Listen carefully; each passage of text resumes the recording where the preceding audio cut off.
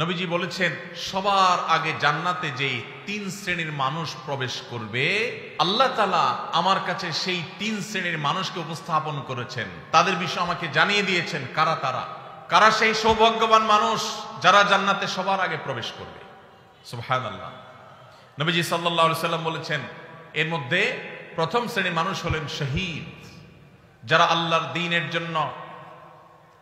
দ্বীনের জন্য ইসলাম এবং মুসলিমদের দুশমনদের বিরুদ্ধে জিহাদে রত হয়ে যারা শাহাদত বরণ করেছে, নিজের জীবনকে বিলিয়ে দিয়েছে, এই শহীদদেরকে আল্লাহ তাআলা জান্নাতে সবার আগে প্রবেশ করাবেন। আল্লাহ তাআলা আমাদের সবাইকে শাহাদাতের মওত এবং শাহাদাতের মৃত্যু আমাদের সবাইকে নসিব করুন। দ্বিতীয়ত নবী সাল্লাল্লাহু আলাইহি সাল্লাম বলেছেন আফিফুন মুতাআফফিফ, যে মানুষ তার চরিত্রকে কোনো প্রকার কালিমা লাগতে দেয় না।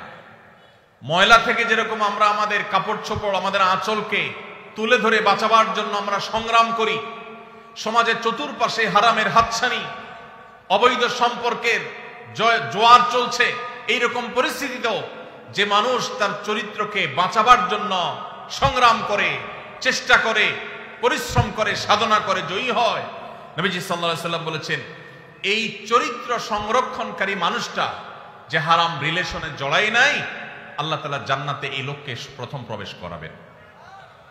আর তৃতীয়ত হলেন ওয়া আবদুন আহসানা ইবাদাতাল্লাহ ওয়া নাসাহা লিমাওয়ালি, যেই কৃতদাস আল্লাহর ইবাদত ভালো করে আবার তার মালিকের কল্যাণ কামনা করে, মালিকের কোনো ক্ষতি চায় না, অর্থাৎ বান্দার হক আদায় করে আবার আল্লাহর ইবাদতটাও সুন্দরভাবে করে, সেই কৃতদাসকেও আল্লাহ তাআলা জান্নাতে সবার আগে প্রবেশ করাবেন। ভাইরা আমার, এই হাদিসের সনদ নিয়ে মুহাদ্দিসদের কেউ আপত্তি তুললে অন্য অনেকেই এটাকে গ্রহণযোগ্য বলেছেন। এই হাদিসের আলোকে আমরা যারা আমাদের চরিত্রকে হেফাজত করতে পারবো, আল্লাহ রাব্বুল আলামিনের এই বিশেষ পুরস্কার সবার আগে জান্নাতে যাওয়ার সৌভাগ্য আমাদের অর্জন হবে। আল্লাহ তাআলা আমাদের সবাইকে সেই সৌভাগ্য অর্জন করার তৌফিক নসিব করুন। যুবক